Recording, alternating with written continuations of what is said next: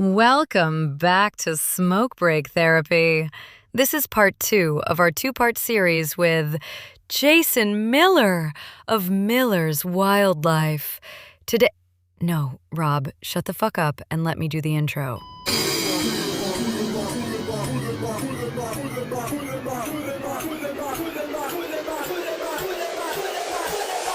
is the Smoke Break Therapy Podcast.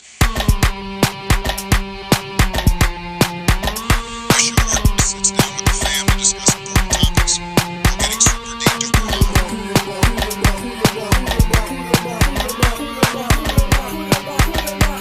Pastor Jay. 4, 3, 2, 1, 0. All engine running. Liftoff. We have a liftoff. History. Yeah, no, that's true. We're talking about trafficking. We can talk Yeah. about that. Oh, yeah. So we're talking about exotic animal trafficking. would you Yeah, say? wildlife trafficking, be Wildlife trafficking. That's what I was looking for. it animals live as pets or dead for products. You know, I've always been very anti-poaching. I think that's probably an easy assumption to make. Yeah. But I got a very interesting perspective of it when I went to South Africa. You've been to South Africa? Yeah. It was one of the coolest things I've ever done. It was when I was working for the YouTube network, and we crowdfunded a wildlife documentary. And Brian, the guy who ran the project, brought me on as a production assistant. And so I got to help out with some of the stuff and like hang out with the animals as we were there. And one of the shoot days we had, we heard that a rhino, a female rhino and her calf were killed at a park nearby by poachers. And the crime scene was being like set up and investigated, and one of the park rangers heard we were doing a documentary and invited us to come like tag along and kind of shadow them and film. And first of all, smelling a rhino carcass is something that I will never forget as long as I live. That was indescribable. But seeing, these incredible animals, which, you think you understand by looking at pictures or videos of, but you see one in person, and they're so prehistoric, and they're so massive, and they look like they should be indestructible, but then you see one laying on the ground with an arrow in its forehead, and you see how truly vulnerable they are, and the horn completely chopped off down to the bone. And it's easy to hate the person that did that, right? But I also got to meet some of the people on the poverty end of society in South Africa, who are living in shacks smaller than this room, made of, metal sheets,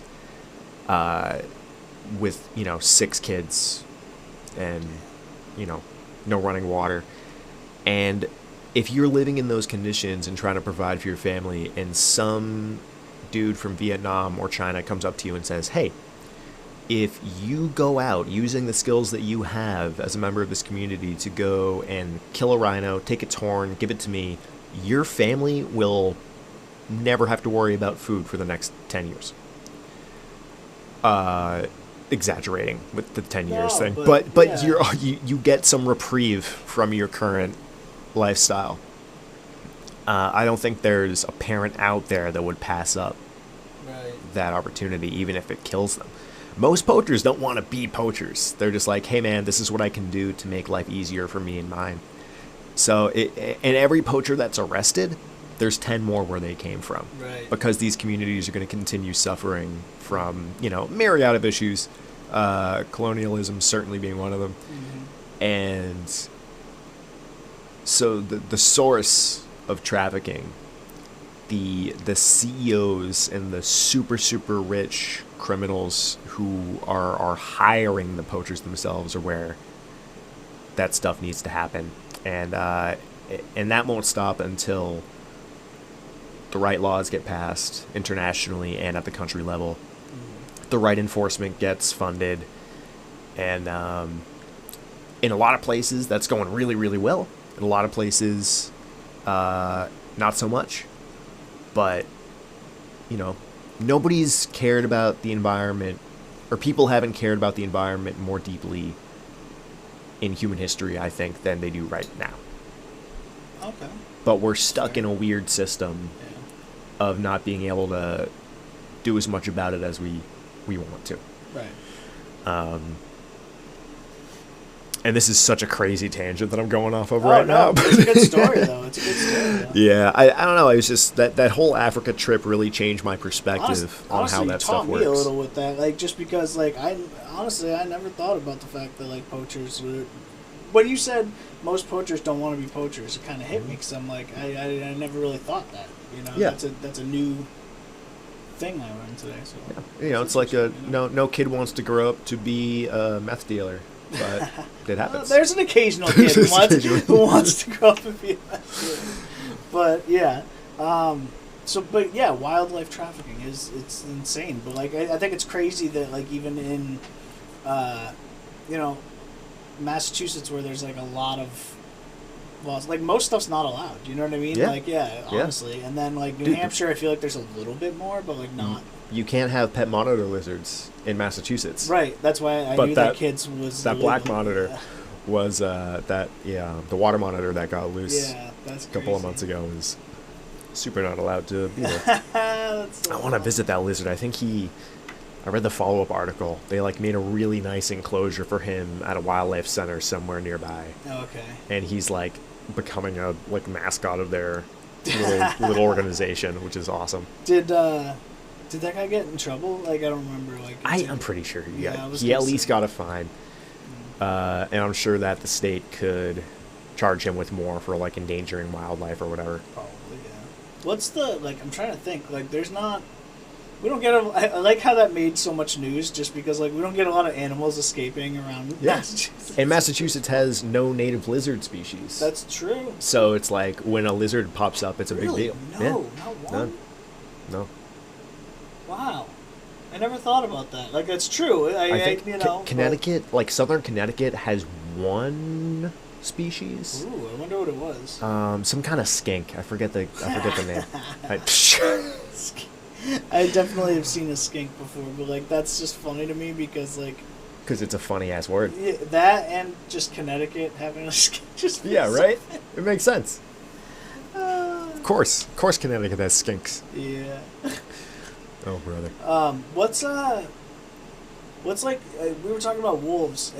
Do you know that sanctuary? I think it is in. Wolf Hollow.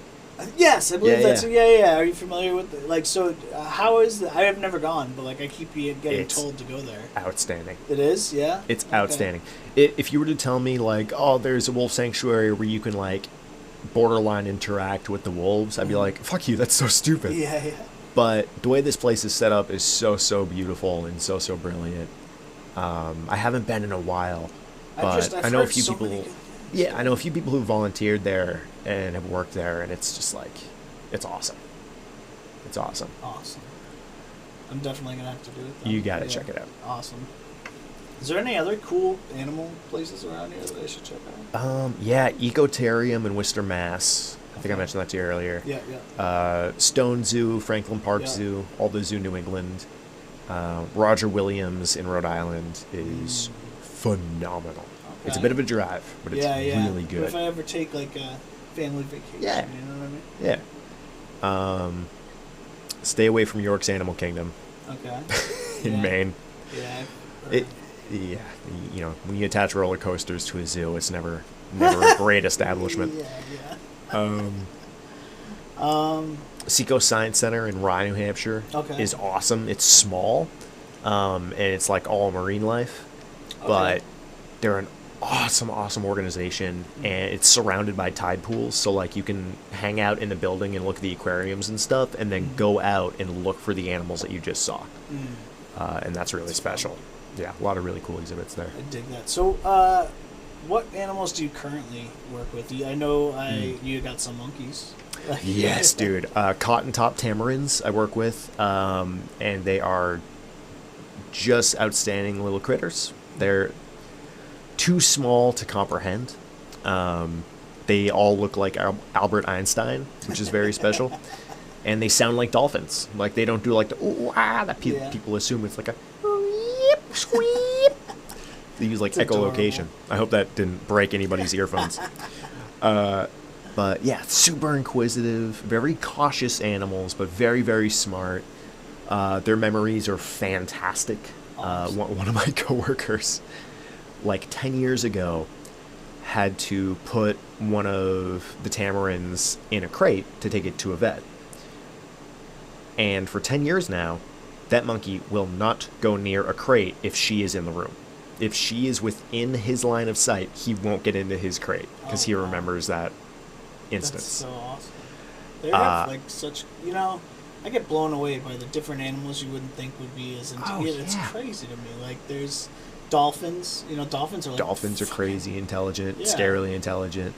Even some bugs, man. Like, this sounds weird, but praying mantises are weirdly smart. I believe that. I think they're the only invertebrate that you can look in the eye and they're like looking back at you. Mm-hmm. Like, genuinely looking at you, and like they're doing their little head cocking thing, which they use to find depth perception, but also to like check you out. Yeah.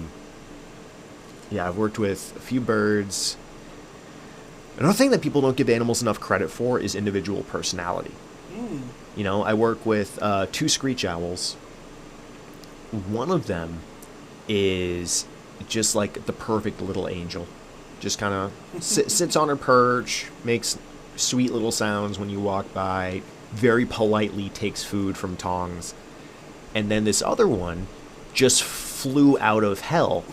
And if he thinks you have food, or if he thinks you're too close to his enclosure, or he thinks you're wearing a bad shirt, he'll just dive bomb you. And these screech owls are small. They're, you know, the size of a cup of coffee.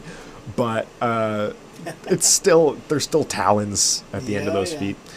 I don't seem to have very good luck with birds in general. I have 2 pet birds. I have a pigeon and I have a parakeet. And those are my homies. Those are my buddies. I love them.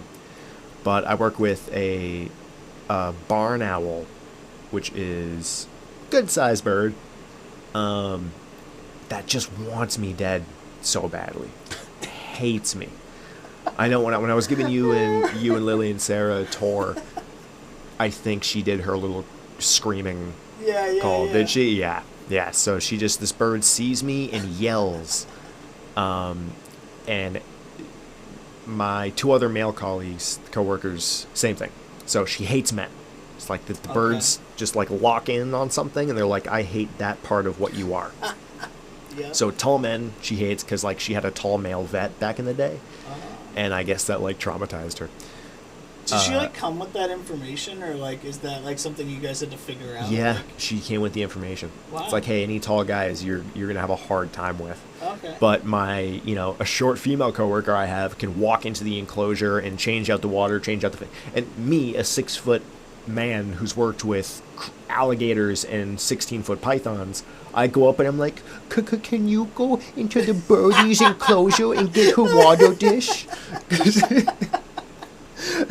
like, fuck, man, it's so embarrassing. Yeah, but no, I love, you're right, the individual personalities, it's crazy. And that is a dinosaur also. Yeah. That owl is a dinosaur, and they have talents, and I've felt them before. Because I was like, because with some animals you do just have to like power through and like let the animal learn that don't take this as like advice across the board. But sometimes you need to let the animal learn that biting or scratching doesn't do anything, so I'm not going to do it anymore. Right. So I'm like, I'm going to do that with this owl. I'm just going to grab the water dish, and then claws just sunk into my forearm, and I was like, this was a bad idea. Did you have to like get someone else to get the claws? No, I just was like, I mean, luckily it wasn't like she latched on. She grabbed, and then let me know what she's capable of, and then released. Interesting. I know I'm side storying here. No, go for it. What's the worst animal like bite injury type thing you've ever gotten? Brother almighty. So I've had a few. In my younger years, I was much more reckless with animals. I have some people in my life that have still scold me to this day for the way that I like. I don't know. I just pick stuff up. I like animals. I pick stuff up. So when I was in 7th grade, I had a fish tank, and the only fish I had in that tank was a red-bellied piranha named Pedro. And Pedro the piranha was my best buddy. I got him when he was only about 1 inch long. I got him to his full adult size, which is like 5 or 6 inches long. I was in 7th grade. I was young. So I was cleaning the tank out the completely incorrect way. You're supposed to change fish tank water with the fish in the tank because taking them out of the tank stresses them out. Yep, but I was like, hey, bud, I'm going to net you out, put you in a jar while I clean out your tank. And I guess in my little brain, I was like, that means I won't get bit. But just wait till the story continues. As I'm putting Pedro back into the tank, he's kind of flopping around and stuck in the net. So with my bare hand, I just kind of bop him, and I feel a pinch. And it truly just feels like pressure. Doesn't feel sharp, doesn't feel like I'm being cut. I just feel pressure, and I see Pedro bit down on the net, and it was pinching my finger. I was like, oh, wow, that's crazy. So I got him off, and then I saw blood just jetting like a cartoon, just, you know, with each heartbeat just shooting out. And I don't know if you can see that little half moon there. Oh, okay. That top jaw there, bottom jaw there. Oh, wow. I have no feeling in the middle of my finger. He actually severed a nerve. As soon as you said the squirt, I thought, Yeah, wow. severed an artery, severed a nerve. Maybe not. I don't know what the difference is between an artery and a vein. I always get that messed up. I mean, so like... Which one is this one?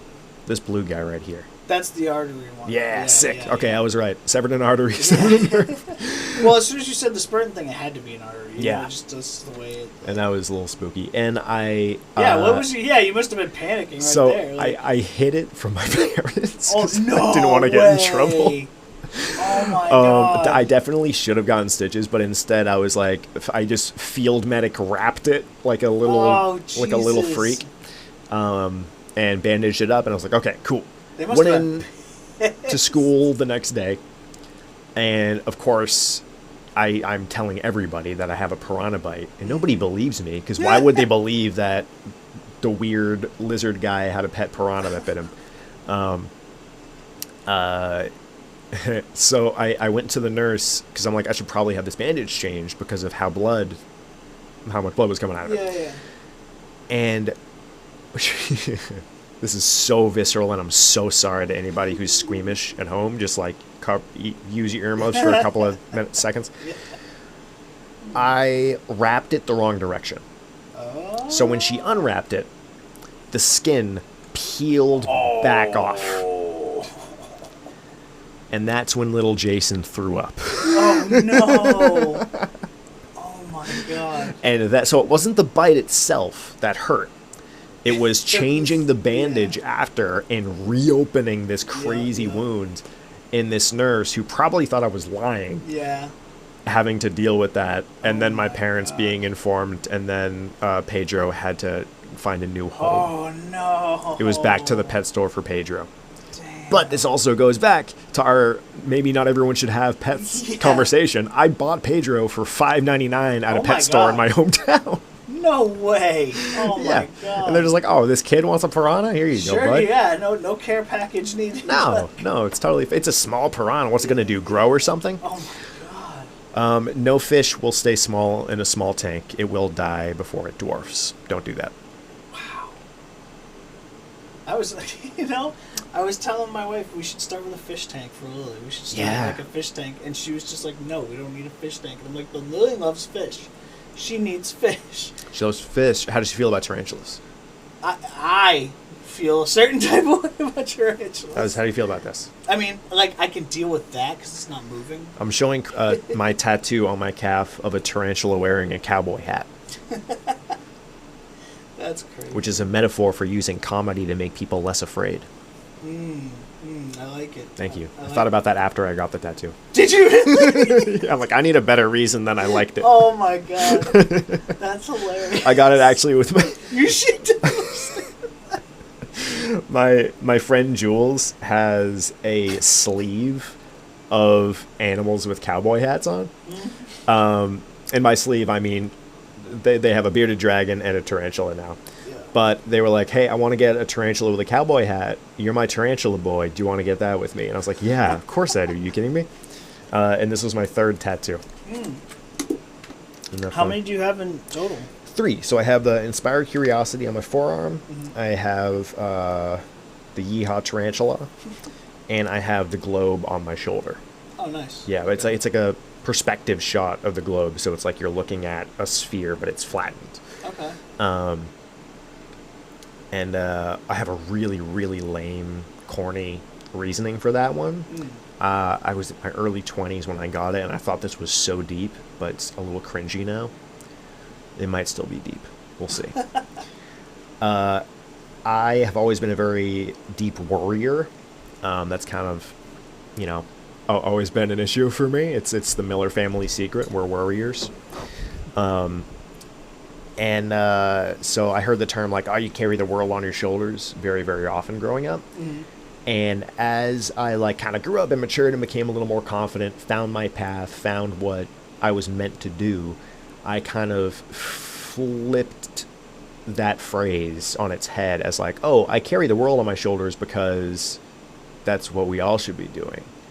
I'm carrying my home on my shoulders. I'm carrying the place that I love more than anything on my shoulders. I worry about the state of the planet, and I'm concerned about the environment and all the creatures that we share this planet with, but that shouldn't be a bad thing.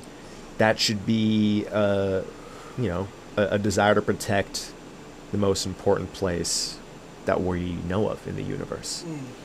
So yeah, I carry the world on my shoulder with pride, was my little monologue on my Instagram after I got that tattoo. I dig it. Thank you. I could never, part of, I think why there could be many reasons, but like, I think I don't do enough social media for the podcast because I just am not a social media person. I literally don't use it for myself. It'll suck your soul right out of your ass, I'm dude. just not a social media guy. I'm very anti-social media, I guess. Like, I have things for this. That was clever. Don't just pretend you didn't say that and that wasn't clever.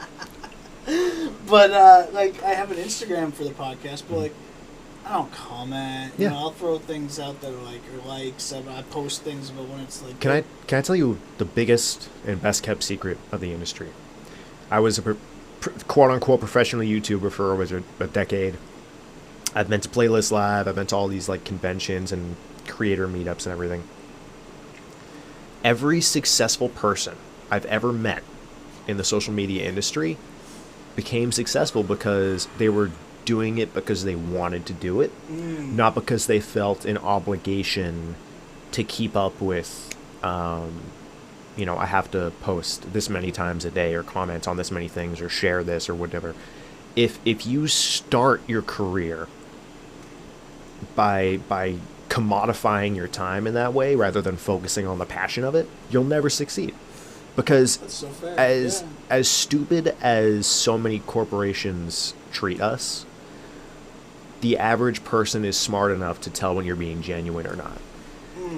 And that authenticity is what's going to stick. That's why Steve Irwin was so successful.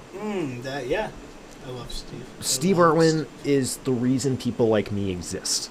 Because, when our parents were growing up, it was Mutual of Omaha's Wild Kingdom or whatever, which is like awesome in its own right and amazing because it inspired the Steve Irwin generation.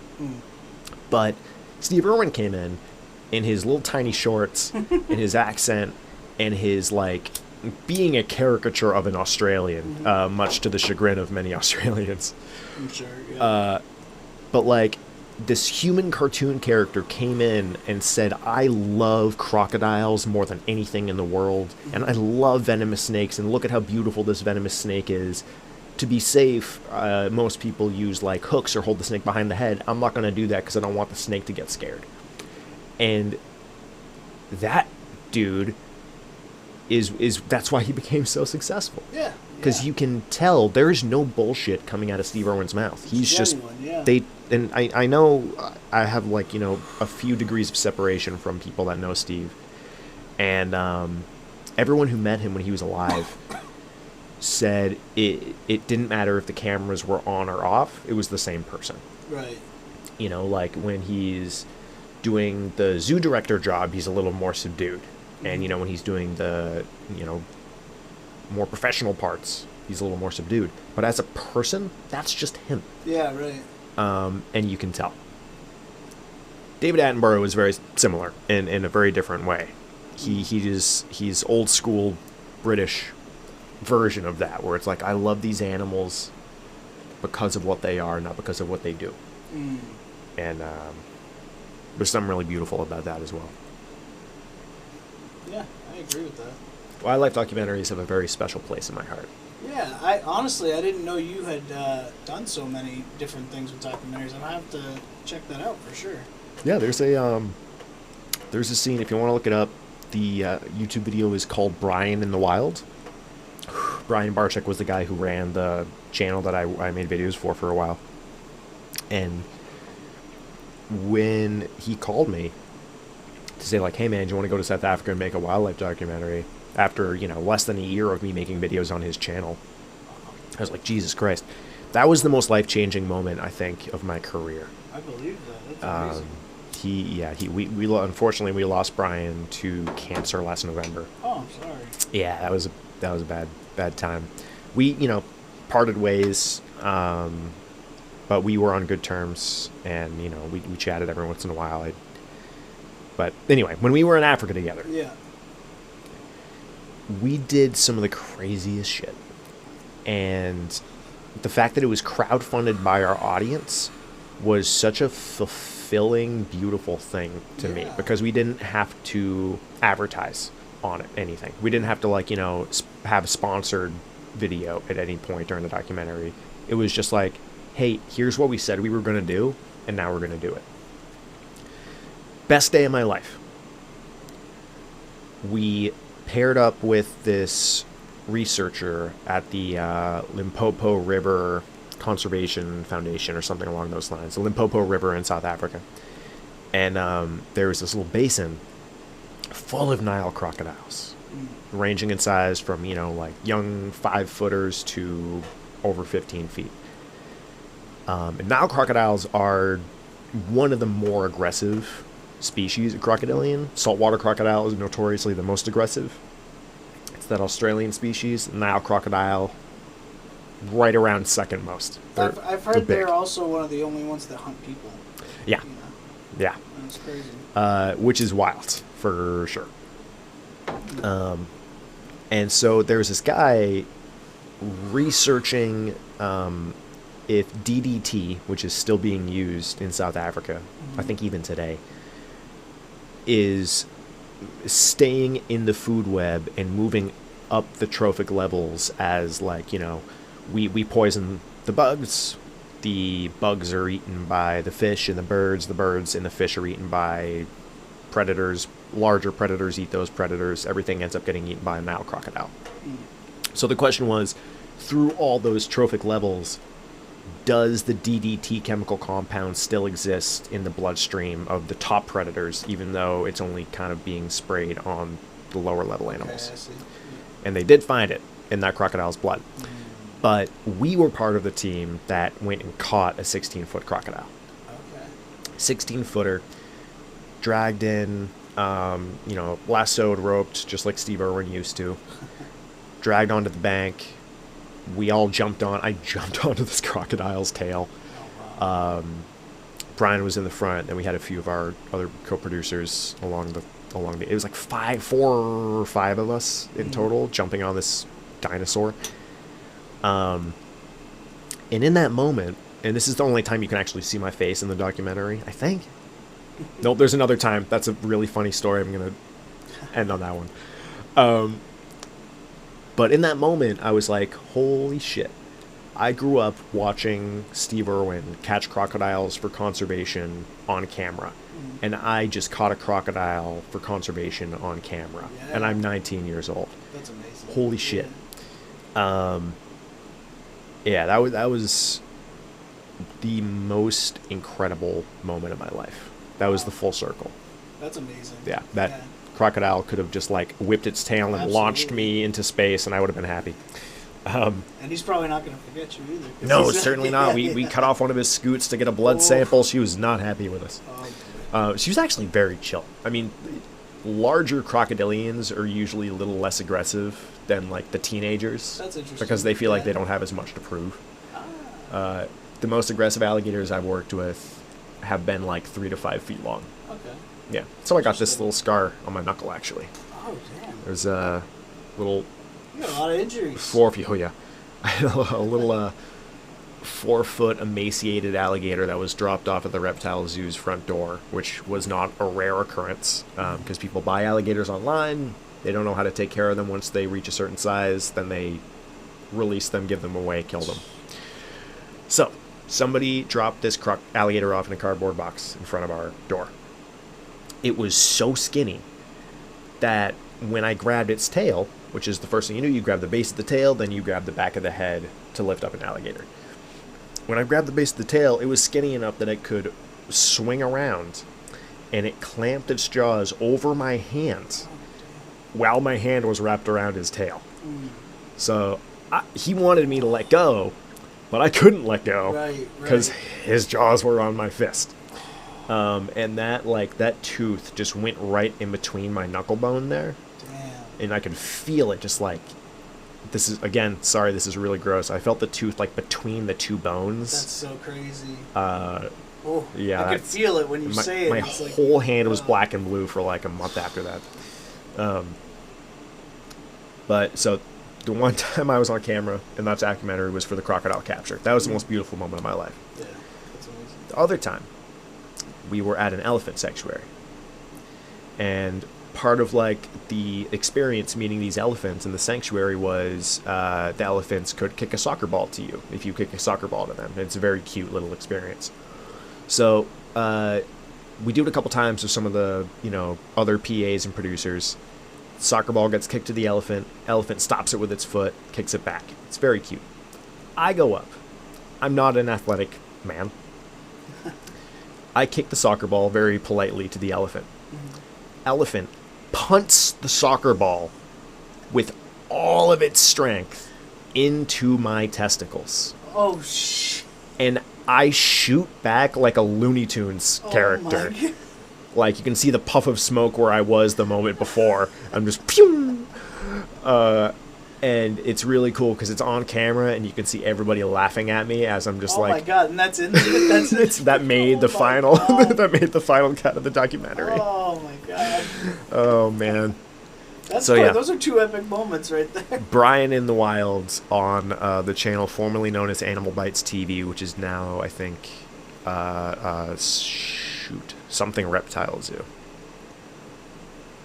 The Reptarium YouTube channel. Brian in the Wild on the I'll have to Reptarium check that YouTube out. channel. Yeah. Yeah. Wow. That's so.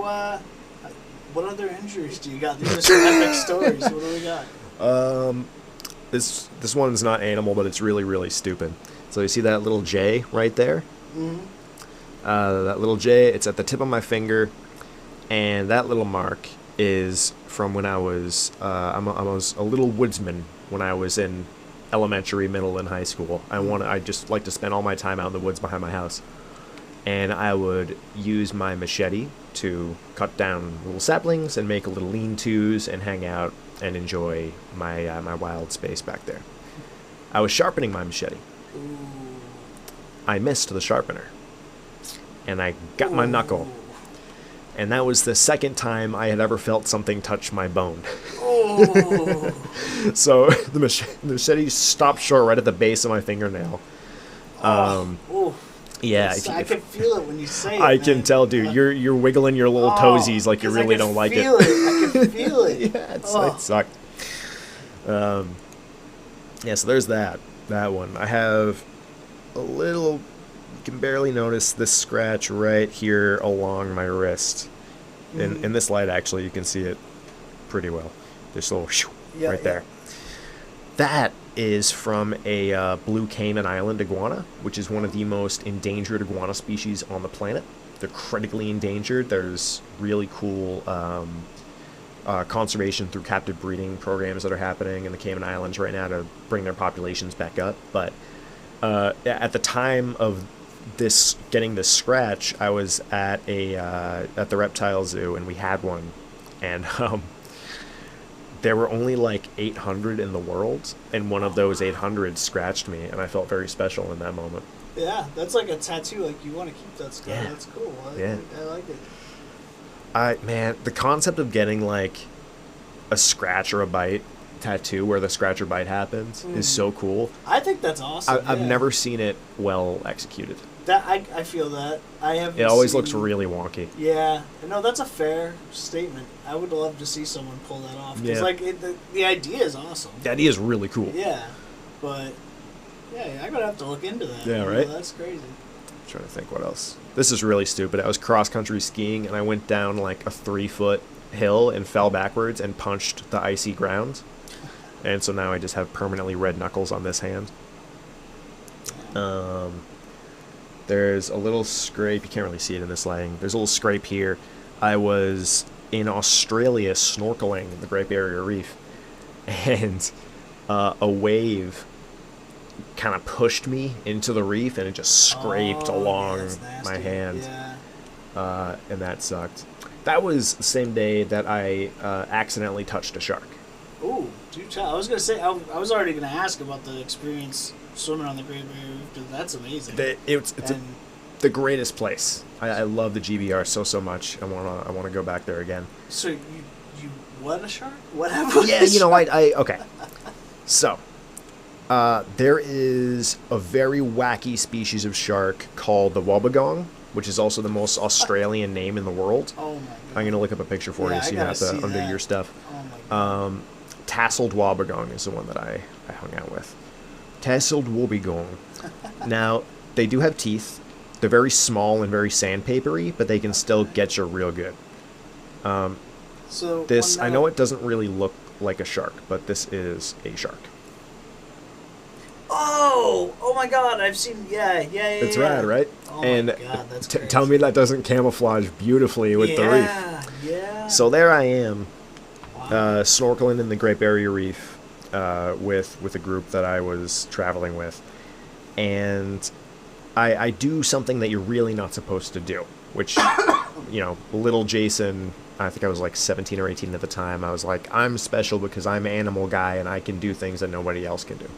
So I'm kind of crawling through the reef with my hands. You're not really supposed to touch the reef bed. You're not supposed to touch the rocks. But I was like, I'm being very careful so I can do it, and I'm special, and it's okay. So I'm crawling, and I put my hand down, and the reef is still very rough, but it's a little squishier. And then it moves. And I pull my hand back, and a tasseled wobbegong just kind of scoots back under the sand, like, fuck off. Yeah, that was wild. That's crazy. Yeah. That's awesome. I What other, like, wildlife did you see in there? Like, I saw a lot of giant clams, which, Okay. believe it or not, intimidated me the most. interesting. Because I learned that it's between like 3 and 5 people a year die because they get their hands stuck No. in the clam and they drown. That's a thing? That's a way that 3 to 5 people die in Australia, or might be worldwide every Holy year. crap. Isn't that crazy? Can you imagine? No! I don't- That's nuts. Oh my god. Oh man, but yeah, Idiots looking for those pearls. dude. Yeah. You know what? That's even funnier because they don't have pearls, so I they'd know, be I know, disappointed I know. no matter what. That's awesome. Yeah, there's crazy stuff. The jellyfish in Australia are beautiful. Oh, that's awesome. I'm a big jellyfish nerd, man. Yeah, I love jellyfish. Yeah, How have yeah. I never seen that tattoo? That's Yeah, yeah. awesome. I got little ones there too. Damn. Yeah. That was actually my like third tattoo. Was the original jelly, the big one. That's But, so yeah. cool, dude. Yeah. I really like that, dude. Ah, man. Jellyfish and all those like very prehistoric, like not primitive is such a dirty word because they're not primitive. They're so complex and beautiful. But like early creatures, early evolving creatures, Right. like sponges, comb jellies, and ctenophores, the jellyfish anemones, and all those guys, and corals, of course. Animals that like, if we found life on another planet, it's like you'd be more like that. Radial symmetry is such a wacky thing to me. That's what makes jellyfish and other ctenophores, cnidarians unique, is that instead of being split in half, so you cut a person in half and both halves are pretty much the same, you cut a jellyfish into like sixths or eighths, and every pizza slice is going to be the same too. That's the biggest difference between that branch of the tree of animal life and all the rest of them. Bilaterian animals and radially symmetrical animals. Wow. And then sea sponges just do whatever the fuck they want. Yeah, it's true, actually. Wow, that's crazy. Wow. Jellyfish are like, there's so many different kinds. That's what is crazy to me. Like, you can find a jellyfish that looks like, depends on what kind of jellyfish you find, but like, there's such a variety. And you know what else I'm curious about is like, we've only explored like, I don't know, like 5% of the ocean or some shit like that. I don't know what the actual math is, but I think yeah, 5% sounds right. yeah. And so, like, what else you got down there? You know what I mean? What like, else you got down there? Yeah, is there crazier jellyfish? What if there's like a jellyfish like this big? You know what There's I mean? Like, absolutely. There's jellyfish bigger than that, man. Yeah. Ever heard of a lion's mane jellyfish? Yes. I Big love boys. those. Yes, yes. But I just mean, like, what's down there? You Yeah. know what I mean? Is it crazier than the ones we You ever already seen a know? siphonophore? No. Siphonophores are the trippiest animals. There we go. Yeah, giant siphonophores. So the Portuguese man of war is a type of siphonophore. Oh, okay, okay. So they're colonial cnidarians. Yeah. So they're multiple animals that live a colonial lifestyle all together. So just scroll on through these. These are all other species of siphonophores. So they kind of they appear primitive, but I think what they're doing is actually so I have seen this before. I advanced. didn't know that was the name. Okay. Yeah, dude. And I didn't know that a man of war was also Mhm. one of them. That's surprising to me. And, I had no idea. Portuguese man of war was just split into 4 different species recently. Wow. They had their really? yeah, that was like their- one of the first things that I learned about. They had a class in high school that was like I want to say it was like something marine biology maybe, or some weird advanced class that I was not in. But they had that was like the first thing that the teacher had talked about before, because he was another science teacher, but man of wars, he was obsessed with them. Like it was crazy, and I didn't know that you could I don't know. He was a surfer too, so I think he just had a bad experience. Oh, dude, they'll get you real nice. Those tentacles can get over 100 feet long or something. That's really nuts, though. insane like that. I didn't know those two things were related. That's kind of Can I tell you my favorite Portuguese man of war fact? Yeah. This is an important one. Portuguese man of war are either right-handed or left-handed. Here's what I mean by that. Their sails that grow on the top always have a curve, and 50% of them curve right and 50% of them curve left.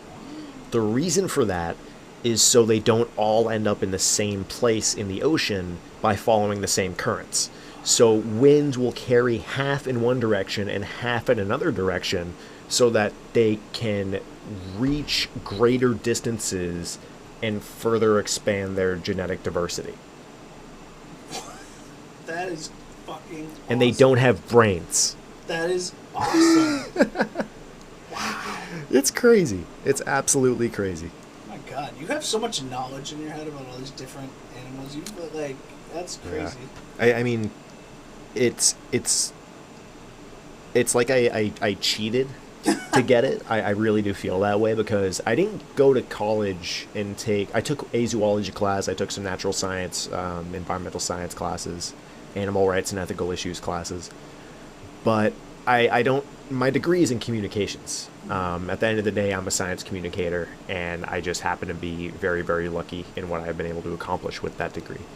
But I bought textbooks on zoology and taught myself how to be fluent in reading articles about zoology and biology and natural history so that I could be a better educator and so that I could explain the concepts to an audience of people like me who didn't learn well in the traditional academic setting but still got super excited about information.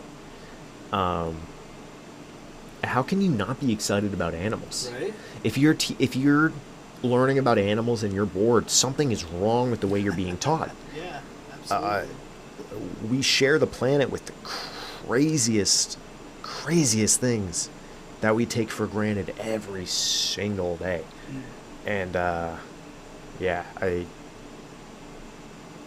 I like animals. Yeah, they're pretty friggin' awesome. Did you know that? Yeah, they're pretty friggin' awesome. They took revenge. They took plants and they tore them apart. Like they didn't even. Oh shit! There's a bee in here. Let me see. How did that happen? I'll be the judge of that. You good with this? I'm totally good. Are you kidding I me? figured you loved Who are your you talking insects, to? you know? Hold on, I'm gonna grab a bigger. I've had a velvet ant as a pet. You had a what? A velvet ant?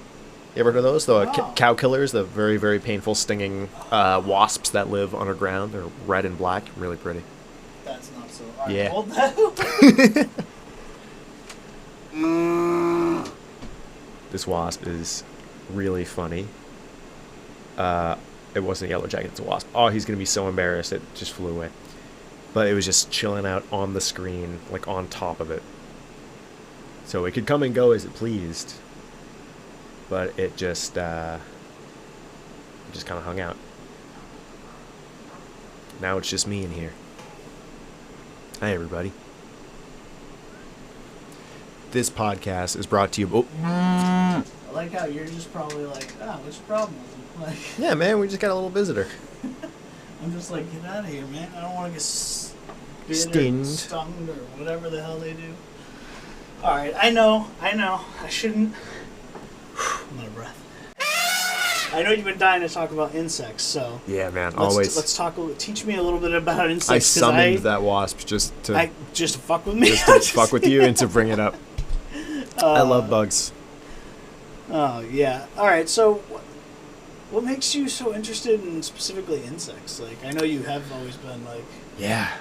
I was very lucky in that I grew up with a forest behind my house. Mm-hmm. And my parents just kind of let me play back there. And I never kind of outgrew the thing that every child has, which is the fascination with what's under the log or under the rock. And that kind of always stuck with me. And I had some tarantulas as pets, some scorpions as pets. I would catch bugs outside and keep them as pets, like praying mantises and stick bugs and things like that. And it became one of these things where I would go into school and I would learn that other kids are afraid of these animals. And I was like, huh, interesting. I wasn't stupid. I knew that bees could sting and ants could bite, but you just were careful, Right. you know? And, you learn that they don't do it to hurt you or because they think it's fun or they like to bite or they like to sting. They do it to defend themselves and their hive. And then insects that we hate the most, like cockroaches, they can't even really hurt us. If you have cockroaches in your home, that's one of 4 species that can infest a human house. There are over 4,600 species on the planet. Damn. So most of them are just decomposing the world around us. They're helping clean up vegetation that's decomposing in the forest and recycling it into soil that allows other plants to grow. They're decomposing animal carcasses and turning it into nutrient-rich compost. So these are very important jobs in the animal kingdom and in the ecosystem at large. Yet, when we see one species of this vast, incredible group skitter across our kitchen where like everything that looks like that needs to die or stay as far away from me as possible. And I've always kind of been like, I've always liked championing the underdog animal. So when I see a creature that's incredibly misunderstood, like snakes, bugs, or sharks, I have always gravitated towards those animals. Because their stories don't quite get told as much. Yeah. I honestly have no issues with most bugs. Like, I like bugs. Because similar reasons to you. Because, like, the house always, I was looking under the rock in the woods and stuff like that. But for some reason, spiders freak me out, man. Spiders just freak me out. They give me, like, this fucking paranoid thing. Like, I just, and I feel it crawling. Oh, like, for sure. You need some pet spiders. No. My uncle had one. It was a tarantula, so it's funny you were asking what the tarantula thing. I just think about it, and it, like the feeling it gives me. Yeah. Freaks me out. They're little toesies. They have little paws. Oh. If you look at a tarantula's foot, the terminal tarsi under a microscope, there are 2 little retractable claws, and it's like a furry pad. It really is like a cat. I think I just saw this for the first time on some like little video. It doesn't like fan like. Little fans out. The little hairs fan out to give them extra grit. It's crazy. Oh my god! It's really and then cool. There's 2 like, or like you were saying, describe it again. So it's like the little pads, the fans come out. The little pads, and then there's like the hair kind of fans out over it.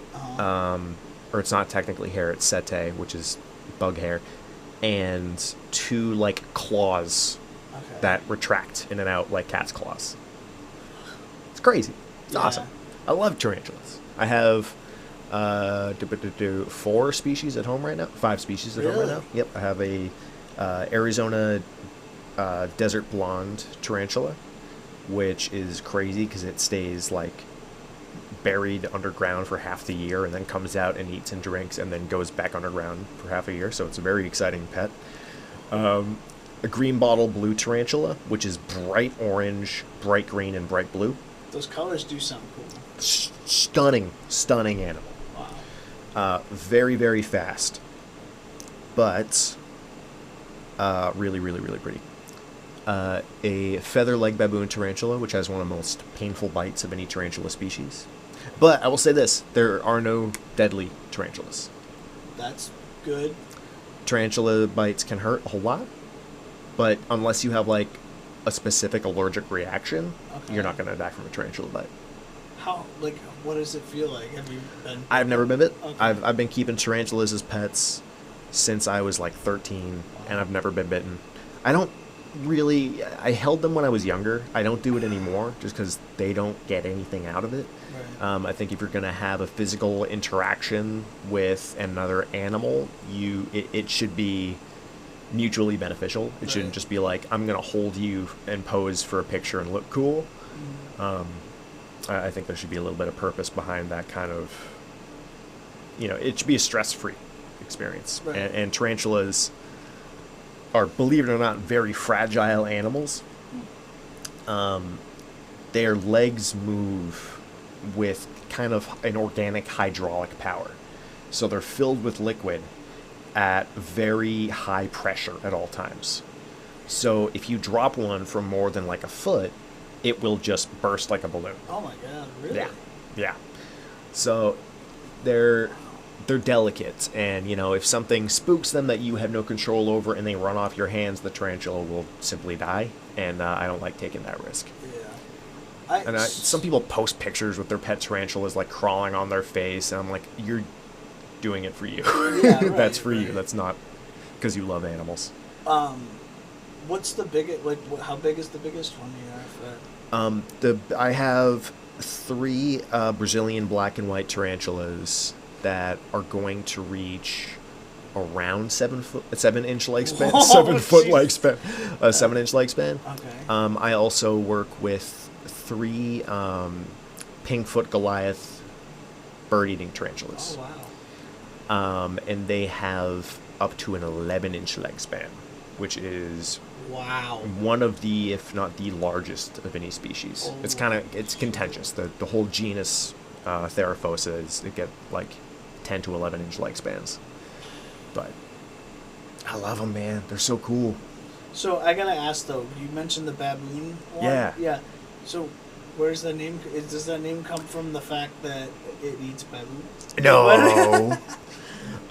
It's because they're mostly arboreal, which is really silly because baboons live in the savannah and not in the trees. But whatever. Interesting. But yeah, they call him. Or baboon might be a translation for monkey in some language. I think I Okay. remember that now. I could be also very wrong, and I'm sorry if I am. But it's like they're like primates because they live in the trees and they're furry, so they're like monkey spiders basically. So like in Africa they call them like I gotcha. baboon spiders rather than baboon tarantulas. I get you now. That makes okay. Yeah, they're really cool. So this is the bright orange and blue one that I was talking about. Isn't that crazy? Oh man. Right? Heebie-jeebies, man. BBBs, but very pretty. Yeah. Oof. Love them. I never like that feeling that people get when they see something that gives them the heebie-jeebies is, and this isn't, I'm not bragging, I just don't have that. No, I familiar, like that makes sense to me. Some people do, some people don't. Yeah, I just genuinely, there is no animal that makes me like squirm like Yeah. you know. The spiders do it for me, man. Mhm. That's the one. Oh man. I have some friends that like work with animals professionally that still have one of those. Right, Like I okay. have a friend who, if she sees a centipede, she's done for the day. But she's like hanging out with snakes and I wouldn't tortoises. necessarily touch them all. Like I wouldn't touch a centipede or whatever they like. Oh man, they're kind of weird too. But like I don't like. I'm not like they don't necessarily give me that whole feeling. Yeah. I'm just kind of like, oh, you're interesting, but don't touch me. Centipedes wig me out a little bit more than spiders and tarantulas do, just because they're so fucking fast. Yeah, They're so fucking fast, and their venom hurts so bad. Yeah. Again, never experienced it, but I have friends that have, and it sucks. So the tarantula bite now.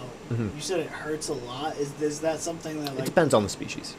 is that something people need to get medical attention for since it's not poisonous or anything? Or It depends. No, it's venomous. They're venomous. All Oh. spiders are venomous. That's Okay. actually part of what makes a spider. But most spider venom has no effect on humans.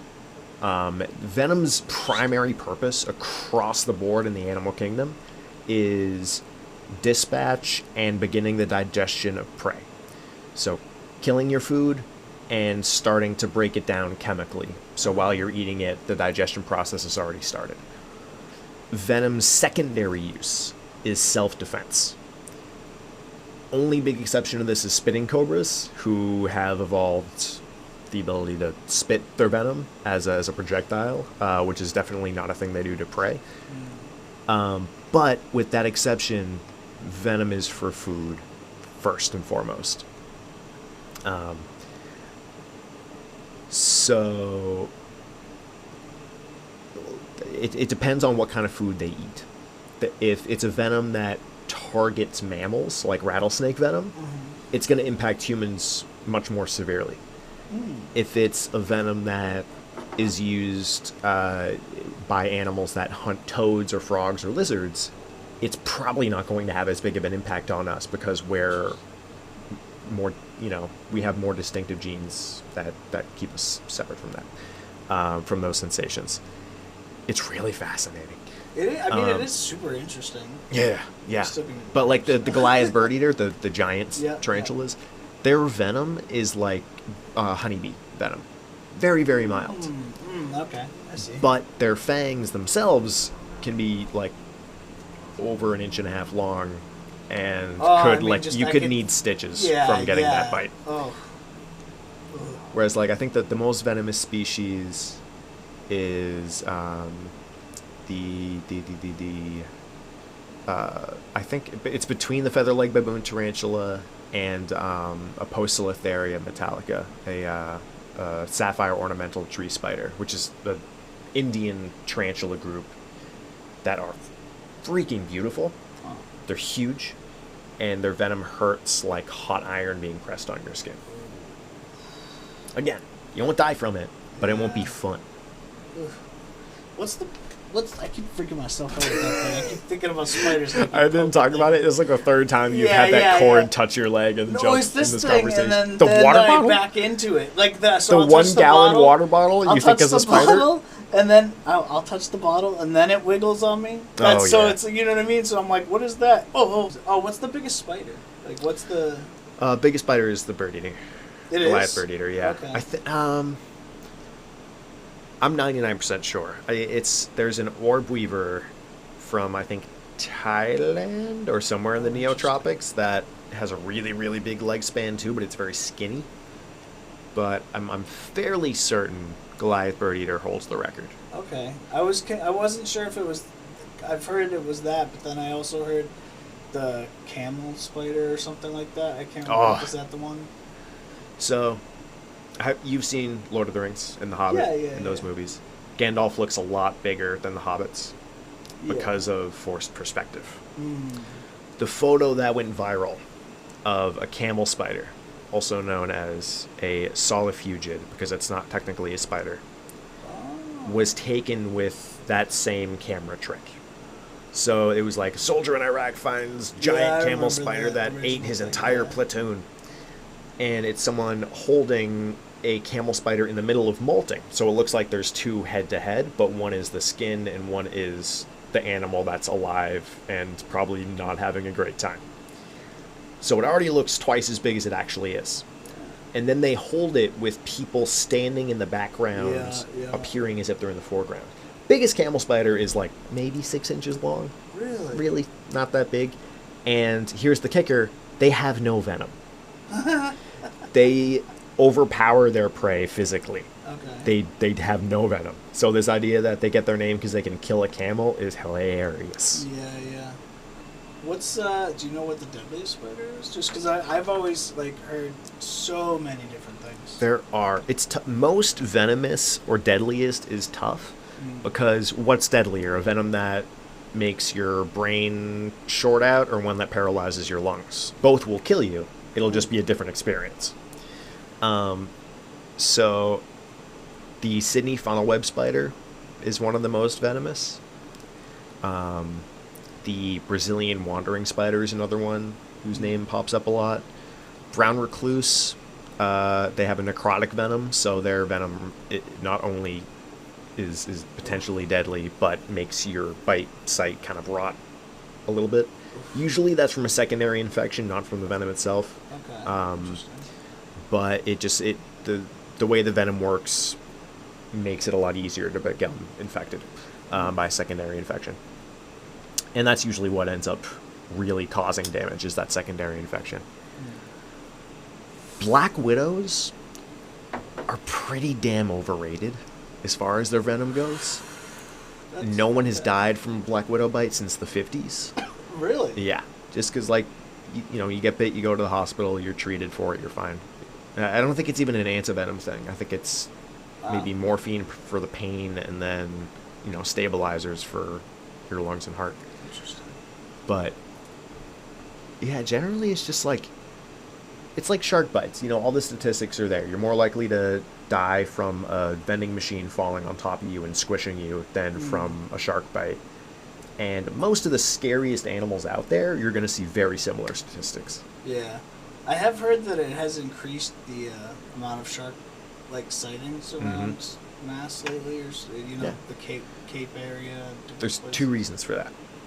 Number one is seal protections have been in effect long enough that their populations have increased enough that white sharks now are returning to their previous hunting grounds because their prey is returning. This is a good thing. That means the ecosystem is recovering from our poor intervention.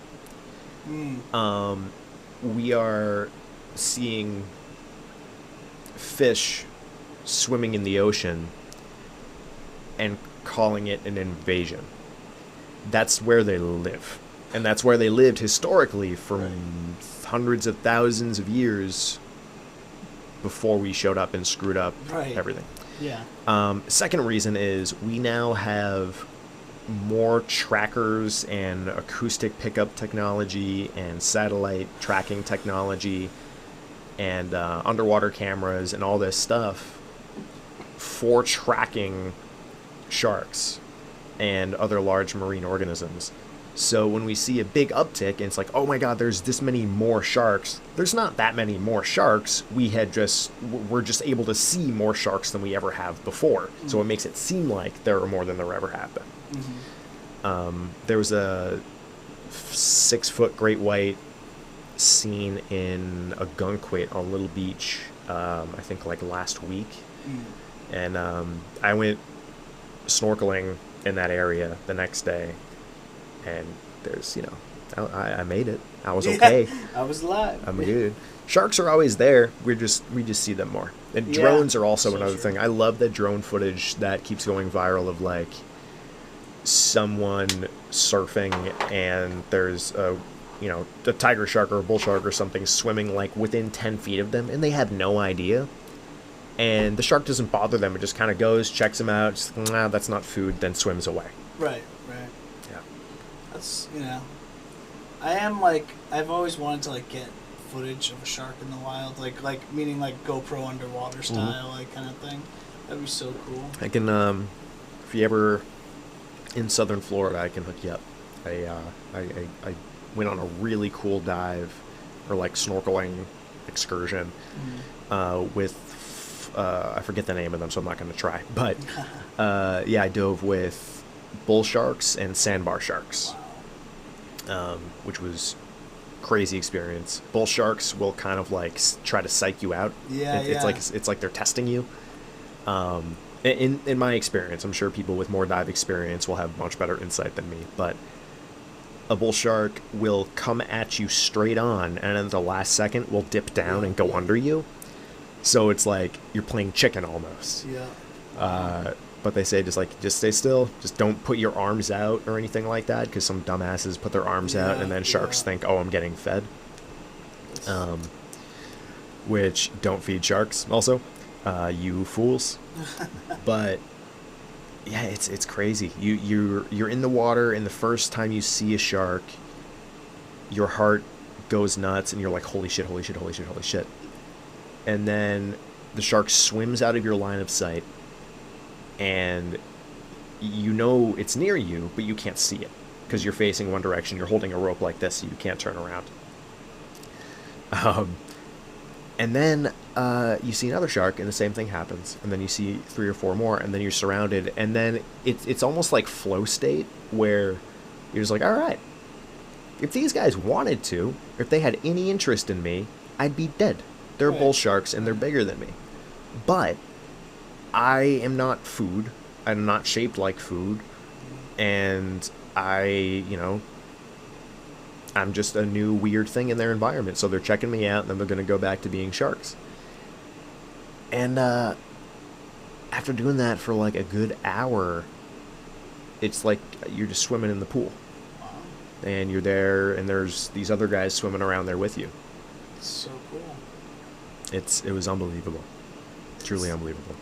What was the biggest shark that you had swimming around? Like, he was probably a good 8 feet. That was the biggest one. So they weren't enormous, but bigger than me. Yeah, right. Which is, for a shark is a little scary. Yeah, a little bit. But I'll tell you what scared me more than the sharks was a remora. You know what a remora is?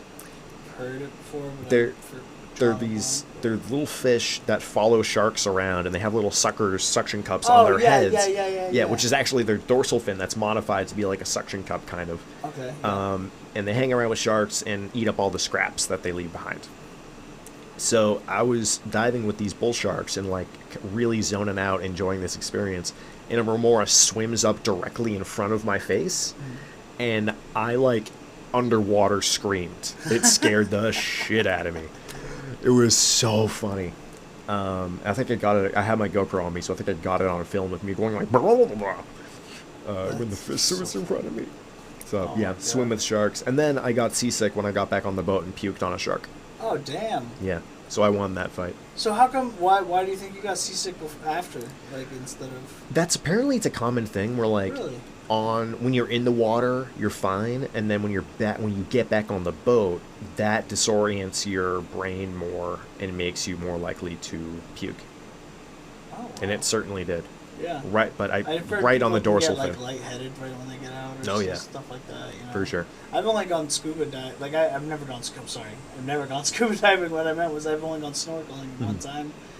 Actually, no, twice. But like once was like this fake version where you go swim with sharks, and it was like at like Disney or something, and they're Right. just below you, and you just like snorkel across or Sure, whatever it is. sure. Yeah, I don't know.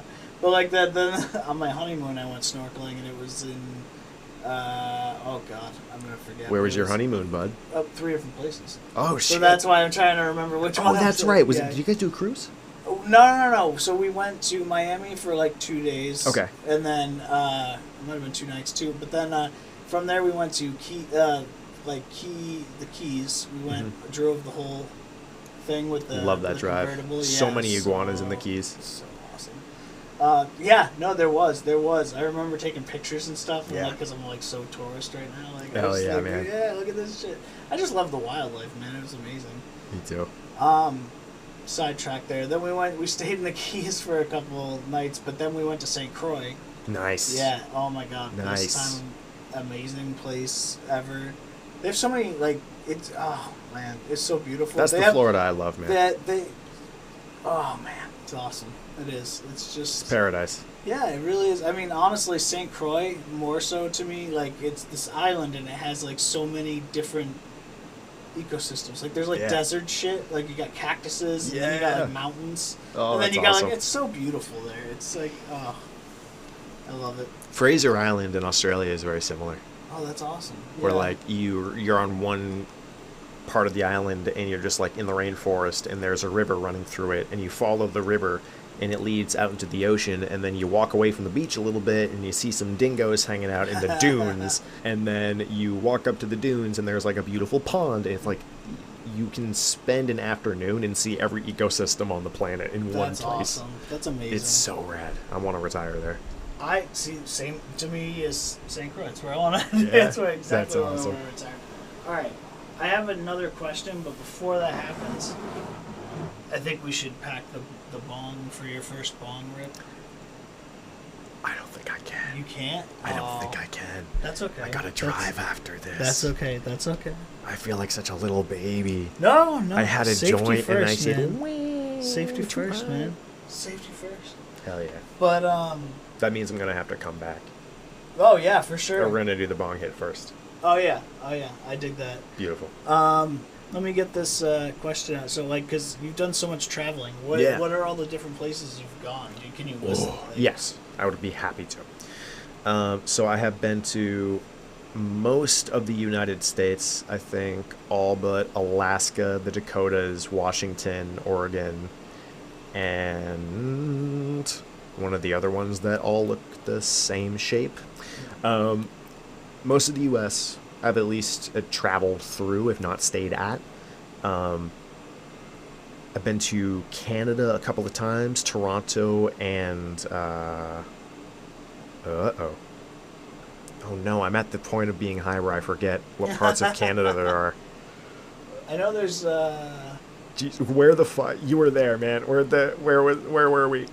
It was Banff National Park, which begins with a C. Or that maybe I'm thinking of Canada beginning with a C. Calgary. Oh my God. We're so stupid. That's crazy. I've been to Calgary. Awesome. All right. Yeah. Calgary and Toronto. Been to Mexico. Yeah. And I've been to Costa Rica, which was amazing. That was a graduation gift from my folks. They tell the story that I was in like second grade, and I asked to go to Costa Rica, and they said, when you graduate high school, we'll take you to Costa Rica, expecting me to forget. And I reminded them every single damn year of my schooling that when I graduate high school, you're taking me to Costa Rica. And they did, and it was awesome. I went to Australia as a little like a school trip thing. I did some like trail clearing for bushfire prevention up there and just kind of touristed around. I went to New Zealand this last November, which was one of the coolest places I've ever been to, and I would live there in 2 seconds if I could. I don't think they'll allow it. And South Africa, obviously. I think that's it. Nice. I've never been to Europe. Yeah. Never been to Europe, never been to Asia. But I will one day. I feel like you would need to spend a lot of time in Asia. I feel like there's a lot of things you would like. I need to go to Thailand. I need to go to Malaysia. I need to go to Vietnam. Yeah, I feel like you definitely would have a lot of fun there. Every jungle I visit just makes me feel so at home and happy. If I could just spend all my time exploring in the woods, I would. Yeah, I could see that. And they have so many different forests that, like, I don't know, I get into that shit too. I'm just like, that's so exciting to like see all the, you know, it still drives me crazy that we find so many new species. Like I like it. Oh, it's awesome. It is. It's just so cool. You know what that means? Is that we'll never know everything about the natural world. Right? Yeah. And I think that's the most beautiful thing to me, is that I've been obsessed with this stuff for as long as I can remember. I'm 30 right now. As long as I can remember, I've loved animals, and I am never going to get even 1% of all that there is to know to stick in my brain. And that's awesome. Yeah.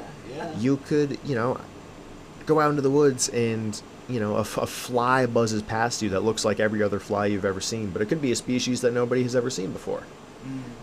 And that's crazy to me. That's awesome. Life is very, very special, and I think that as the dominant life form on Earth, we should be doing a little bit better. Okay, yeah, well, that's a factual statement right there. Yeah. I think we could all do better,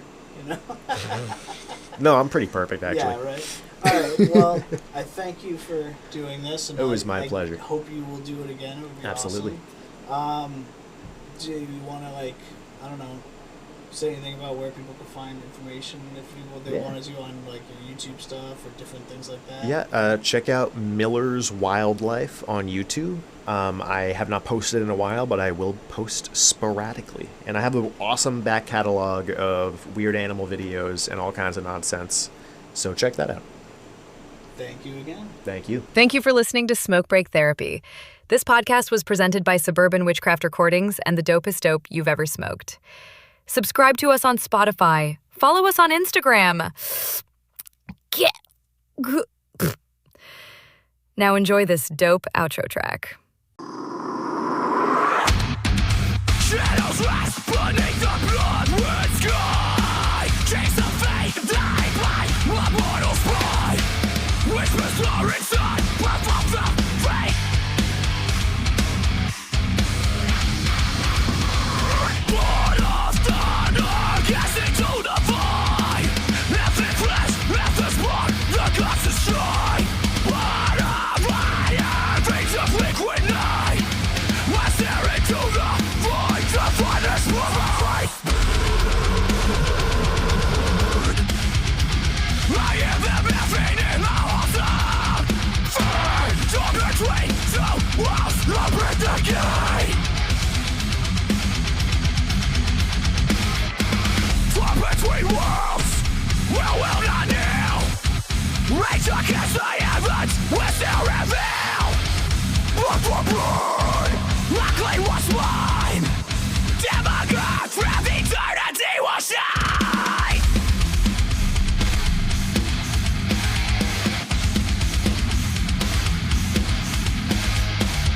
Waves of chaos, score the endless skies. Mortal coil, candle light demon cries. I rise to rebels, reborn in hate. No I can catch the savage fight.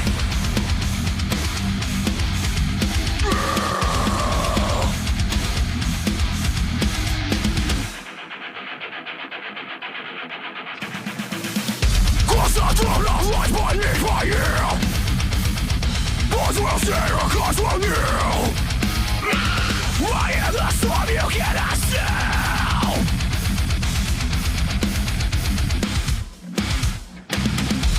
between worlds I will not know.